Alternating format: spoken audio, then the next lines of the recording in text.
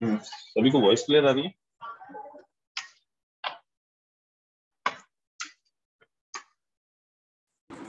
Yes sir.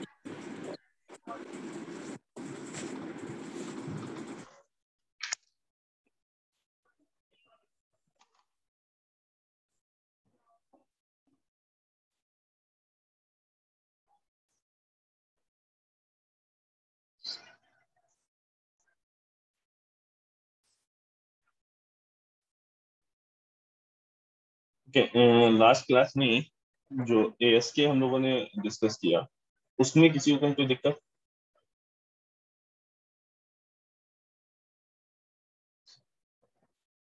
One more thing कि ask भले ही तुम्हारे सिलेबस में गिवन नहीं है, लेकिन जब भी तुम डिजिटल मॉड्यूलेशन स्कीम्स पढ़ते हो तो तुम्हें एएसके, पीएसके और एफएसके तीनों पढ़नी है। ठीक, भले ही वहां पे वो केवल डिजिटल मॉड्यूलेशन स्कीम है, उसके बाद पीएसके और एफएसके लिखा हुआ है, इसका मतलब ये नहीं कि तुम्हें एफएसके पढ़ने की जरूरत नहीं पड़ेगी। अगर फिर तुम से क्वेश्चन आएगा तो 100% एक क्वेश्चन एएसके से भी तुम्हें मिलेगा, अगर एफएसके और पीएसके से मिला तो। ठीक।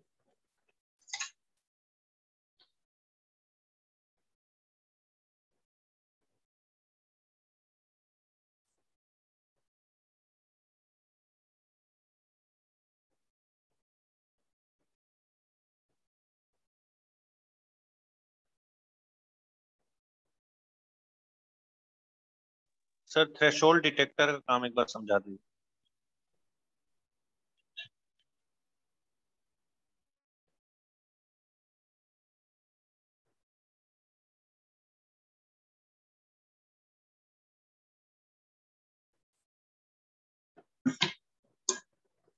अच्छा, और एक चीज कि देखो, प्री एंड में हम 5th यूनिट का उतना ही पोर्शन देंगे जितना पोर्शन हम अभी तक कवर कर। दूसरी चीज, 5th यूनिट में तुम्हारे बहुत बड़ा सिलेबस नहीं है, तुम्हें एएसके, पीएसके, एफएसके पढ़ना है और क्यूएएम पढ़ना है। ठीक, ये तुम्हारे थोड़े बड़े पोर्शन है। उसके बाद कॉन्टिन्यूअस स्पेस मॉड्यूलेशन और मिनिमम स्विच की। ठीक, ये बहुत बड़े टॉपिक नहीं है, अगर तुम्हें ये तीनों समझ में आते हैं, मतलब चारों, तो उसके बाद इजिली वो हो जाए। ठीक, दूसरी चीज, अगर तुमने एनालॉग मॉड्यूलेशन का वो स्टार्टिंग वाला पार्ट अच्छे से किया है तो एएसके, पीएसके, एफएसके में भी तुम्हें बिल्कुल दिक्कत नहीं। ठीक, कॉन्सेप्चुअली दोनों ही ऑलमोस्ट सेम है। ठीक, अभी तुमको पता चलेगा कि जो तुमने ट्रांसमीटर रिसीवर के ब्लॉक डायग्राम देखने हैं वो भी ऑलमोस्ट सेम है। कुछ छोटी छोटी सी चीजें जो है वो चेंज हुई है, 10-10 से। अच्छा, एक काम करना, एएसके में 2 एक्स्ट्रा पॉइंट लिख लेना। First,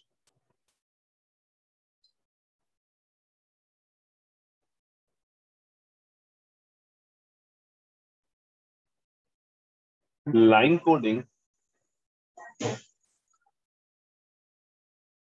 used in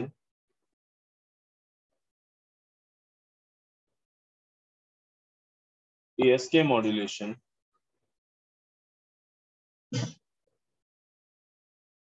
is unipolar energy. अच्छा, इस यूनिपोलर एनर्जी का नाम इससे पहले कहीं सुना है? कहीं पे भी लाइन कोडिंग पढ़ी है? हाँ या नहीं? No sir. नो सर, ठीक है। अच्छा, ठीक है, ठीक है। हम लाइन कोडिंग तुम्हारे सिलेबस में नहीं है, लेकिन फिर भी इसको एक बार डिस्कस करेंगे हम, कि बहुत ज्यादा 15-20 मिनट का एक टाइम चाहिए होगा हम लोगों को। ठीक है, क्योंकि इससे क्वेश्चन तुम्हें मिल सकते हैं, बहुत छोटे छोटे से क्वेश्चन, लेकिन इससे मिल सकते हैं। ठीक, first thing, line coding is used in ASK modulation, and second, for detection of ASK we can use envelope detector.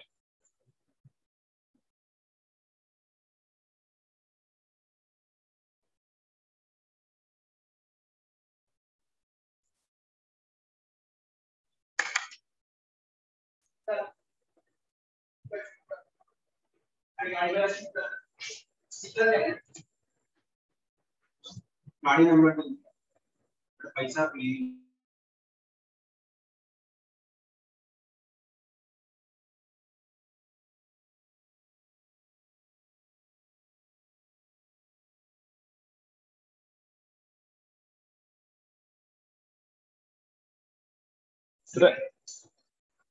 For detection of ASK, we can use envelope detector.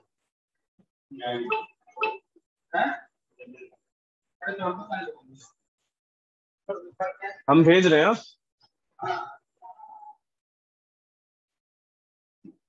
ये 2 पॉइंट इसमें add कर, ठीक। और एक point PSK में याद रखेंगे कि पीएसके का डीमॉड्यूलेशन इन्वेलप डिटेक्टर से नहीं हो सकता है। अभी समझ में आएगा थोड़ी देर में क्यों नहीं हो सकता और क्या करना है।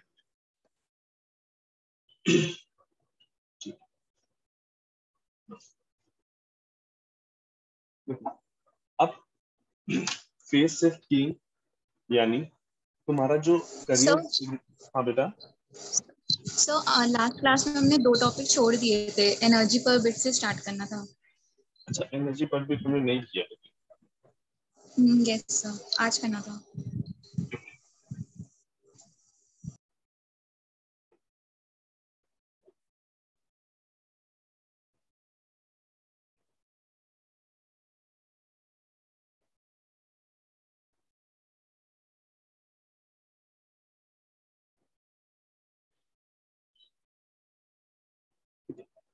अगर एएसके में एनर्जी पर बिट की बात करें, ठीक, तो फर्स्ट थिंग तुम एक बार 1 ट्रांसमिट कर रहे हो, एक बार 0 ट्रांसमिट कर रहे हो, तो सिंगल बिट को ट्रांसमिट करने में जितनी एनर्जी रिक्वायर्ड है हम उसकी बात कर रहे हैं, ठीक।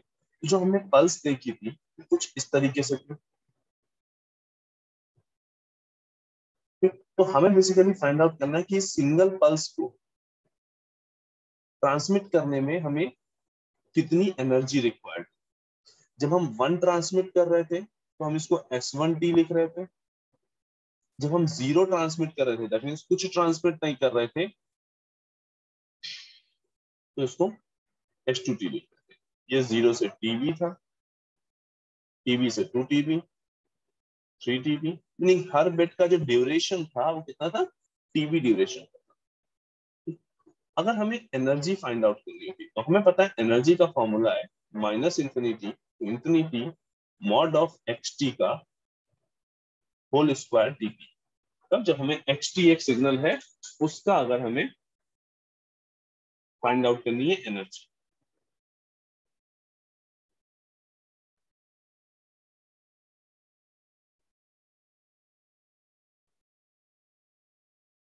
ठीक है। तो अब यहाँ अगर हमें S1T की एनर्जी फाइंड आउट करनी है, फर्स्ट हम जब बात कर रहे हैं जब हमने 0-1 का ट्रांसमिशन,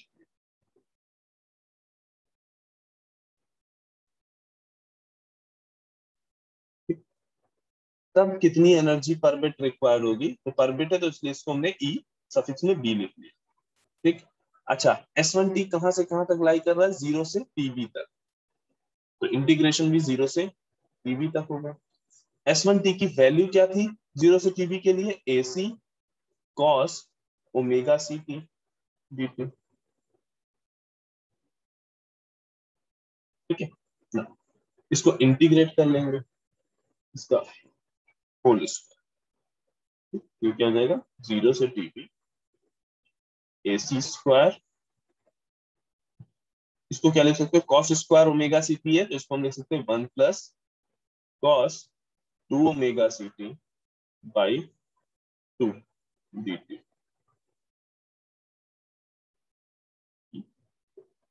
अब हमें पता है ये 2 टर्म में अगर इसको हम लिखें तो उसके बाद C स्क्वायर बाई 2 प्लस 0 से TB cos 2 ओमेगा CT। अब एक चीज ध्यान करो कि हमने तुम्हें बताया था कि हम करियर फ्रीक्वेंसी कुछ इस तरह से लेते हैं कि वो मल्टीपल्स होते हैं TB के, मतलब विद इन अ ड्यूरेशन हम एक कंप्लीट फुल साइकिल रखते हैं। एक या दो या तीन या चार, मतलब जितने भी रखते हैं कंप्लीट फुल साइकिल रखते हैं। ठीक, तो उसकी हेल्प से हम इस इंटीग्रेशन को इजीली सॉल्व कर सकते हैं। मीनिंग ये जो ओमेगा सी होगा, ठीक, इसके बारे में हमें पता है कि जो ओमेगा सी है, ये ओमेगा सी जो है, इसकी वैल्यू कुछ इस तरह से होगी। ठीक है, जैसे omega C is equal to 10 है। ठीक, तो ये 100% है कि टीबी जो होगा वो 10 के मल्टीपल्स में होगा, या इसका अपोजिट कहें कि जो अगर टीबी इज इक्वल टू 100 है, तो ओमेगा सी की वैल्यू कुछ इस तरह से होगी कि इन दोनों को अगर डिवाइड करो तो वैल्यू तुम्हें एक इंटीजर मिलेगा। ठीक, दैट मीन्स यहाँ पे कॉस का with in interval 0 to 2 TB, ठीक, अगर 0 से टीबी इंटरवल में अगर हम देखें तो इस cos theta total full cycle बनेगा। और हमने मैथ में एक कॉन्सेप्ट पढ़ा है कि अगर कोई कोसाइन या साइनोसॉइडल सिग्नल है, कोसाइन या साइन सिग्नल है, अगर वो उसका फुल साइकिल में इंटीग्रेशन कर रहे हो, मीनिंग अगर किसी ऐसे इंटरवल में उसका इंटीग्रेशन कर रहे हो ताकि उसके जो साइकिल्स, नंबर ऑफ साइकिल्स हो वो फुल हो, कंप्लीट साइकिल्स आ रहे हैं। कंप्लीट साइकिल का मतलब क्या है? पॉजिटिव और नेगेटिव दोनों। ठीक, तो हो सकता है एक कंप्लीट साइकिल आए या दो कंप्लीट साइकिल आए या चार कंप्लीट साइकिल आए, तो इसका जो इंटीग्रेशन होगा वो जीरो के बराबर। ये हम लोगों ने कई बार किया है, जब हम लोग एनालॉग मॉड्यूलेशन भी पढ़ रहे थे तब भी हम लोगों ने ऐसे इंटीग्रेशंस का को जीरो किया है इसी रूल्स। तो यहाँ पे हमने जीरो क्यों किया? क्योंकि ओमेगा सी जो हमने लिया है, ठीक, वो और टीबी, इन दोनों का अगर रेशियो हम फाइंड आउट करेंगे तो वो हमेशा एक इंटीजर आएगा।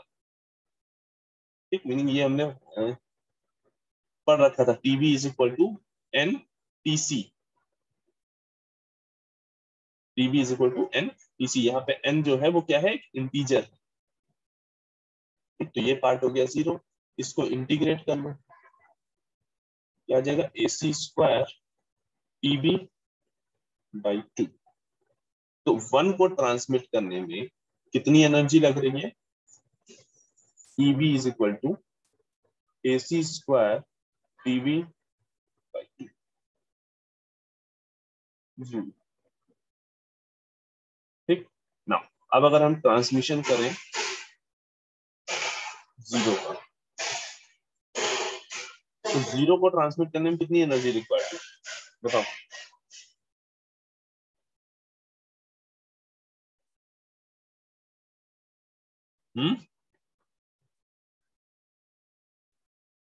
तो जीरो ही होगी। जीरो होगी। कुछ जब कुछ ट्रांसमिट ही नहीं कर रहा तो उसको, जिस चीज को ट्रांसमिट ही नहीं कर रहा तो एनर्जी भी रिक्वायर्ड जीरो होगी, है ना?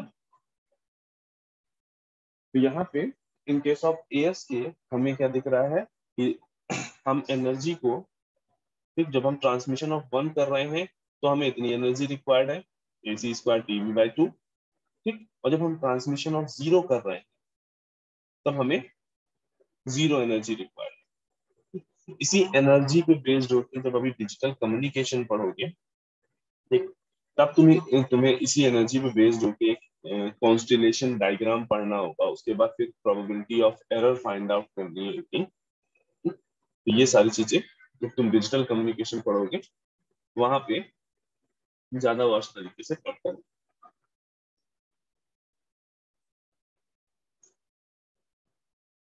हम वापस आते हैं अपने पीएस के। हाँ, इस एनर्जी पर बिट में किसी को कोई दिक्कत, कोई डाउट? No.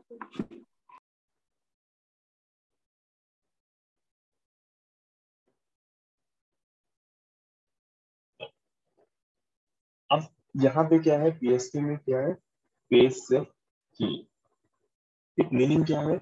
यहाँ पे जो फेस है तुम्हारे करियर सिग्नल का, वो चेंज होगा according to message signal. Message signal के एम्पलीट्यूड के रिस्पेक्ट में करियर सिग्नल का फेज जो होगा वो चेंज होगा।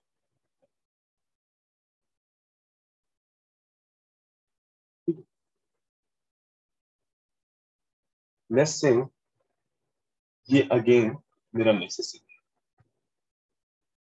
अच्छा, एक चीज यहाँ पे एक पॉइंट लिख लो, line coding used in PSK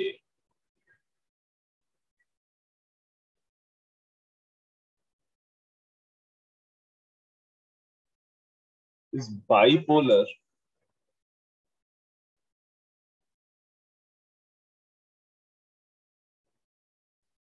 NRZ, bipolar NRZ। इसके लिए कोई परेशान मत होना कि हाँ यूनिपोलर बाइपोलर ये सब क्या है, हम किसी ने एक एक्स्ट्रा क्लास रखेंगे, उसको डिस्कस करेंगे।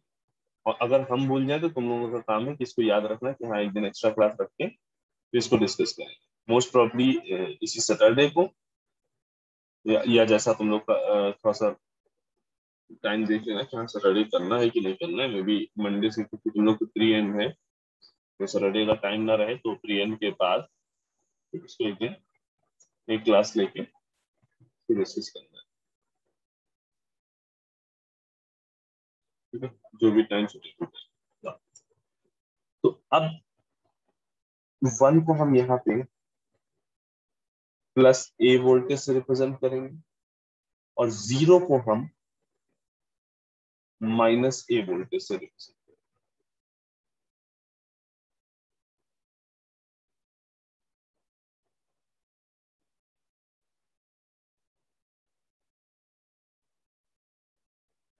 1 0 1 0।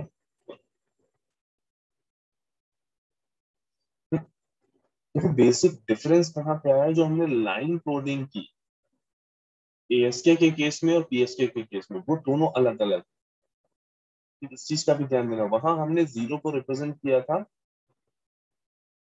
0 वोल्ट से, यहाँ पे हम जब लाइन कोडिंग कर रहे हैं तो वन को रिप्रेजेंट कर रहे हैं पॉजिटिव वोल्टेज से और जीरो को रिप्रेजेंट कर रहे हैं negative voltage. That is why इसको हम बाइपोलर बोलते हैं।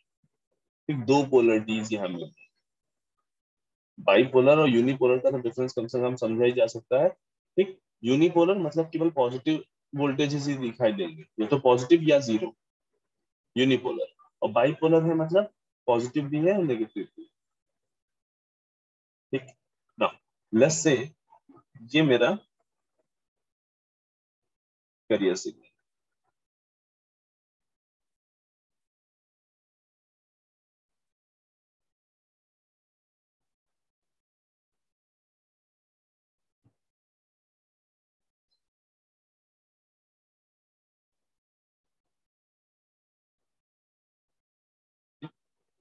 अब ये करियर सिग्नल का जो फेस है वो बेसिकली इस एम्पलीट्यूड के साथ वेरी करेगा।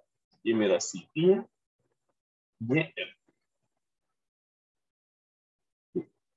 इसका जो फेस है वो बेसिकली वेरी करेगा with respect to amplitude of Mississippi.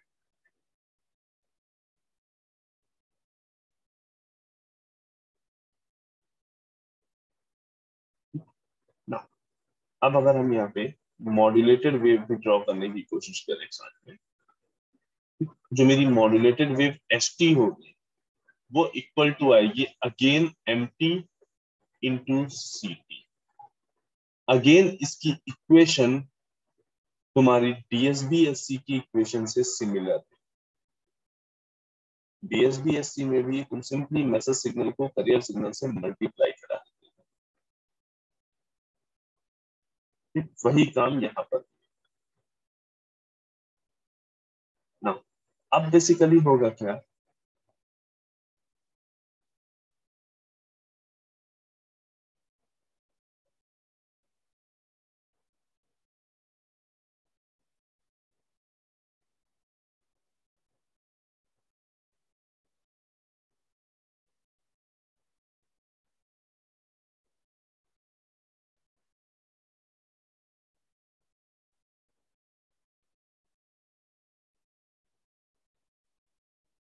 Just a second.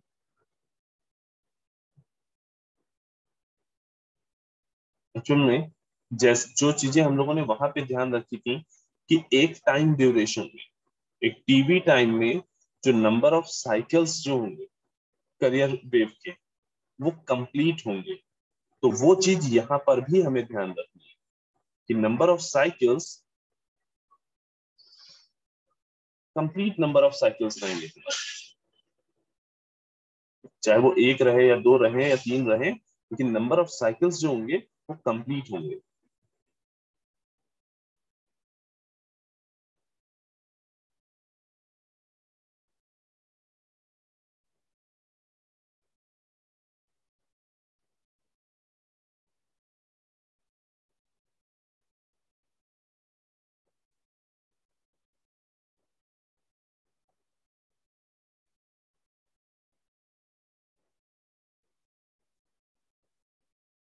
ना अब बेसिकली जब हम फेज मॉड्यूलेशन कराएंगे तो चेंजेस क्या आएंगे।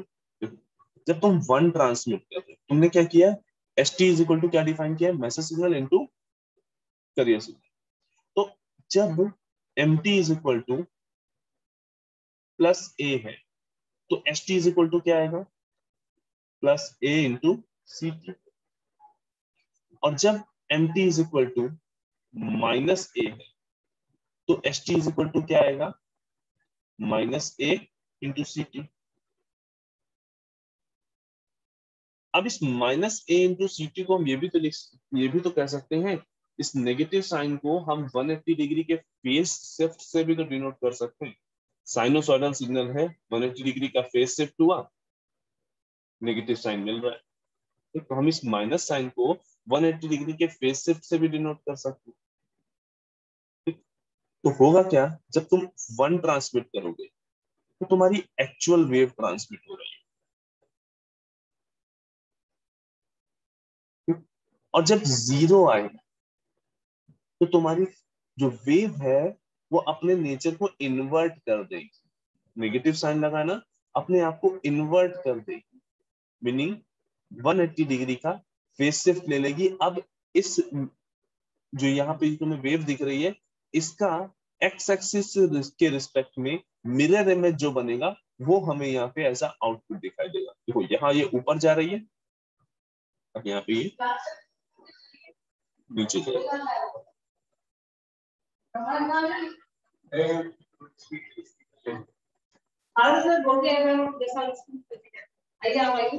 ठीक,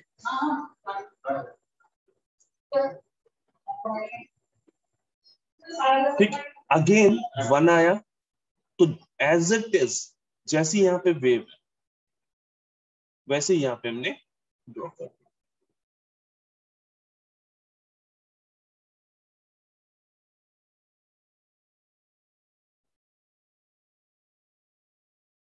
ठीक, अगेन जैसे जीरो तुम्हारा एग्जिस्ट किया,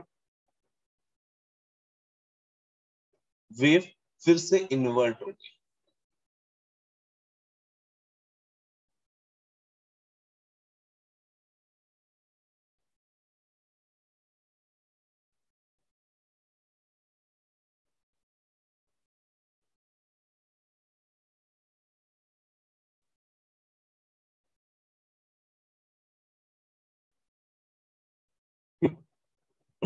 वेव डायग्राम में किसी को कोई डाउट,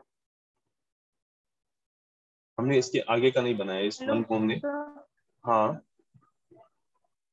तो ये जो सेकंड वाला ब्लॉक है ये वाला,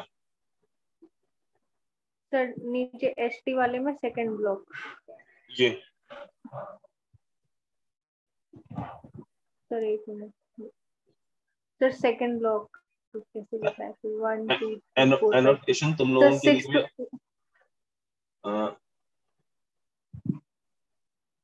सर देखिए, सर पहले 180 डिग्री फेज रिवर्सल हुआ आपने जो बनाया है सर। हाँ हाँ, यहाँ पे पहले वाले में हाँ फेज शिफ्ट हुआ, हाँ उसके बाद सर, यहाँ फिर फेज दूसरे वाले में क्यों नहीं हुआ सर? देखो देखो जब तुमने वन ट्रांसमिट करोगे, ठीक, तो जैसी तुम्हारी करियर वेव है, ठीक, वही करियर वेव तुम्हारी एज इट इज जाएगी। देखो जब तुम प्लस ए ट्रांसमिट कर रहे थे तो S T is equal to क्या था, plus A into C T, यानी उसके एम्पलीट्यूड में वेरिएशन हो रहा है लेकिन उसके फेज में कोई वेरिएशन नहीं हो रहा है। ठीक, पॉजिटिव ए इंटू सी टी है, तो एज इट इज हमने वेव फॉर्म बना दी जैसी यहाँ पे थी। उसके बाद जब हमने जीरो ट्रांसमिट किया तो हमने कहा कि जब जीरो जाएगा तो तुम्हें वेव को क्या कर देना है, 180 डिग्री फेज शिफ्ट कर देना है, यानी एक्स एक्सिस के रिस्पेक्ट में उसकी मिरर इमेज ले लेनी। इसी वजह से हमने पूरी जो यहाँ इस पॉइंट से लेके इस पॉइंट तक जो मेरी वेव थी उसको हमने इन्वर्ट कर दिया। यहाँ ये ऐसे ऊपर जा रहा था, इसको हमने यहाँ ऐसे नीचे करके किया। उसके बाद जब हम इस पॉइंट पे पहुंचे, ठीक, इस पॉइंट पे हमें क्या देखना है, वन ट्रांसमिट हो रहा है। तो वन ट्रांसमिट हो रहा है मतलब एज इट इज जैसी करियर वेव दिखाई दे रही है उस ड्यूरेशन में, उसी तरह के वेव आगे ट्रांसमिट होगी। मीनिंग जैसे यहाँ पे जा रहा है वैसे ही हमने इसको आगे बढ़ाया। अगेन जब यहाँ पे पहुंचे इस पॉइंट पे, ठीक, फिर हमने देखा अब मेरा जीरो ट्रांसमिट कराना है। ठीक, जब जीरो ट्रांसमिट कराना है तो फिर हमें क्या करना है, फेस रिवर्सल कर देना। ठीक, मीनिंग ये ऊपर जा रहा था, हमने इसको 180 डिग्री फेस शिफ्ट करके जस्ट मिरर इमेज हमने क्रिएट कर दी। Yes clear?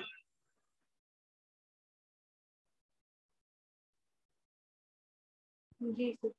हाँ, तो पॉइंट ये याद रखना कि जब पीएसके हम ट्रांसमिशन करते हैं तो बाइनरी 1 के लिए हम as it is AC cos omega CT send कर देते हैं, और जब बाइनरी जीरो ट्रांसमिट करते हैं तो माइनस एसी कॉस ओमेगा सीटी भेजते हैं, या इसी को क्या लिख सकते हैं, AC cos omega CT plus pi, यानी 180 degree phase shifted version of carrier signal. ठीक, जब 1 ट्रांसमिट करते हैं तो as it is carrier signal जाता है, जब जीरो ट्रांसमिट करते हैं तो हमारे पास करियर सिग्नल का 180 डिग्री फेज शिफ्ट जाता है। अच्छा, वन मोर, यहाँ पे जो हम फेज शिफ्ट किंग करा रहे हैं तो एक बार में एक ही बिट की बात कर रहे हैं। दैट इज व्हाई इस पीएसके को हम बाइनरी पीएसके भी बोलते हैं। एक बार में जब हम एक ही बिट की बात कर रहे हैं तो हम इसको बाइनरी पीएसके भी बोलते हैं। ठीक, इसी तरह से आगे अभी एक इसका वेरिएंट और हो सकता है जिसमें एक साथ 2 बिट्स ट्रांसमिट हो रही है। देखो इस पॉइंट को समझना कि जब हमारा जो एंटीना है, ठीक, जिससे हमें ट्रांसमिशन करना है, वहां हमने उसको इंस्ट्रक्शन क्या दे रखे हैं कि एक बार में पहले 1 भेजना, एक बार में 1 बिट भेजना। ठीक, तो हमने उसका नाम क्या दिया, बाइनरी पीएसके। फिर दूसरा हमने क्या बोला है कि एक बार में एक साथ 2 बिट भेजना। ठीक, मीनिंग हमारी जो सैंपलिंग हो रही होगी, जो इनकोडिंग हो रही होगी, ठीक, मीनिंग एक सैंपल को हमने 2 बिट से इनकोड कर रखा।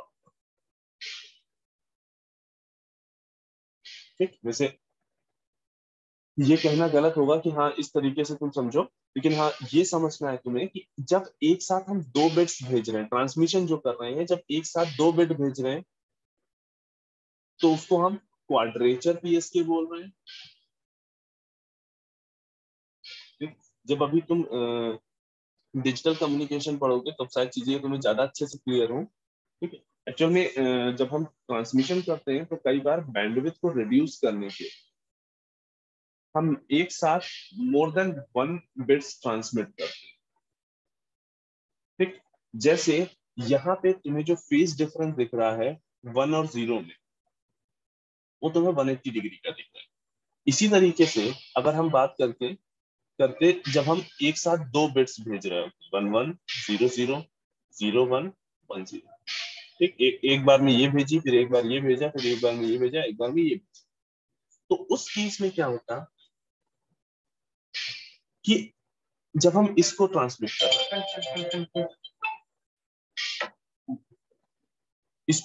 कर रहे होते हैं तो ये होगा, मान लो एसी कॉस ओमेगा सी।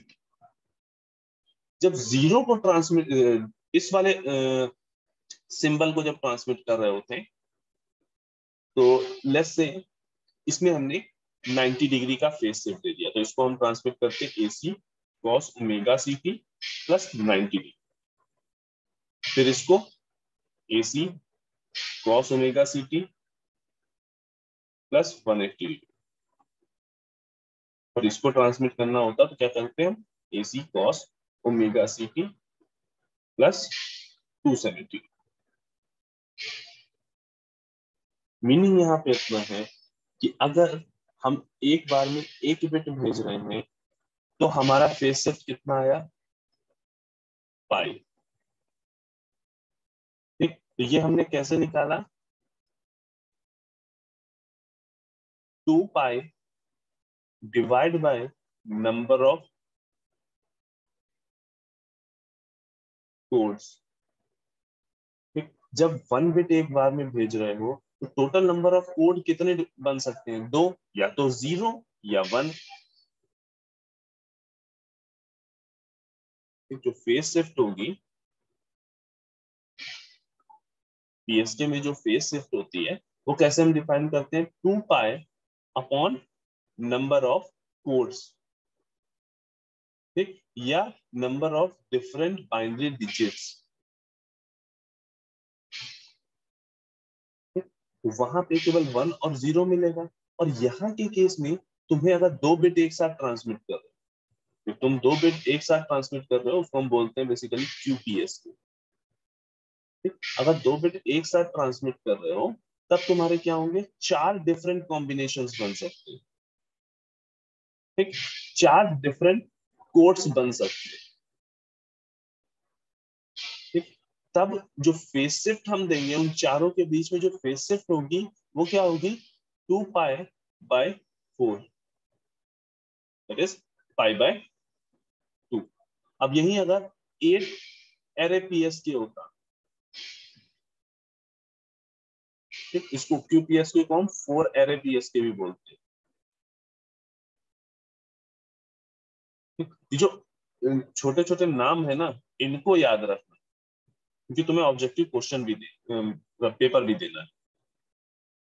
ठीक है ना, तो 8 एरे PSK का मतलब क्या है कि फेज शिफ्ट बिटवीन सिग्नल्स कितनी रहेगी, 2 pi by 8, it is pi by 4। Different signals के बीच में जो फेज शिफ्ट रहेगा वो कितना रहेगा, पाई बाय 4। ठीक, तो हमें एक पॉइंट यहाँ से क्या याद रखना है कि जो हमारा फेज शिफ्ट है वो बेसिकली डिपेंड कर रहा है कि कितने नंबर ऑफ सिंबल्स हैं हमारे पास, कितने नंबर ऑफ डिफरेंट सिंबल्स हैं हमारे पास। ठीक, अगर हमारे पास 2 ही सिंबल है यानी बाइनरी PSK है, या इसी बाइनरी PSK को हम क्या बोल सकते हैं, 2 एरे PSK। हम क्या बोल सकते हैं, 2 एरे PSK। ठीक, तो 2 एरे PSK है तो उसमें फेज शिफ्ट कितना आया, 2 पाई बाय 2 यानी 180 डिग्री का। QPSK या 4 एरे PSK है तो उसमें फेज शिफ्ट कितना आया, 2 पाई बाय 4। 8 एरे PSK है तो फेज शिफ्ट कितना आया, 2 पाई बाय 8। इस पॉइंट में किसी को कहीं कोई दिक्कत,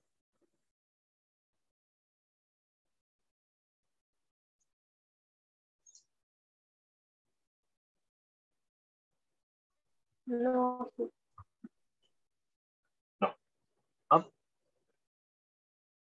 अगर हम बात करें PSK transmitter,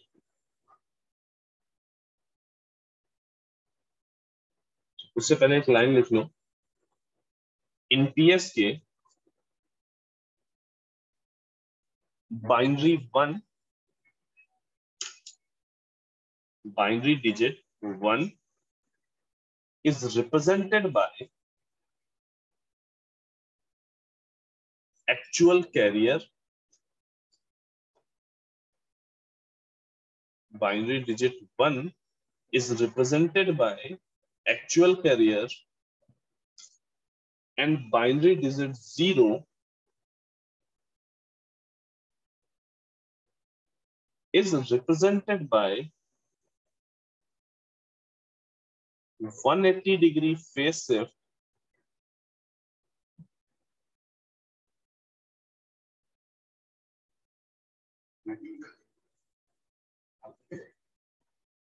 as 180-degree phase shift of carrier.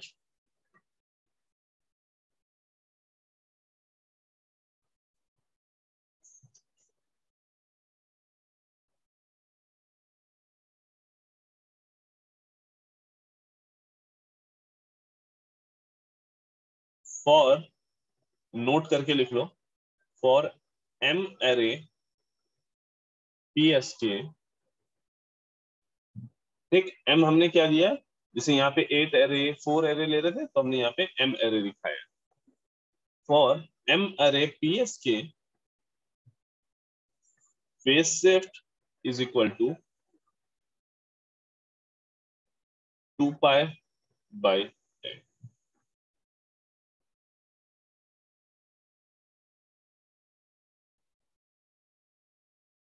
इसको ध्यान रखना कि मैं ऑब्जेक्टिव क्वेश्चन में सीधा सीधा हेल्प कर रहा हूं. 2 pi by m. अब आते हैं ट्रांसमीटर. अगेन इसका ट्रांसमीटर भी कुछ और नहीं, केवल एक प्रोडक्ट मॉड्यूलेटर.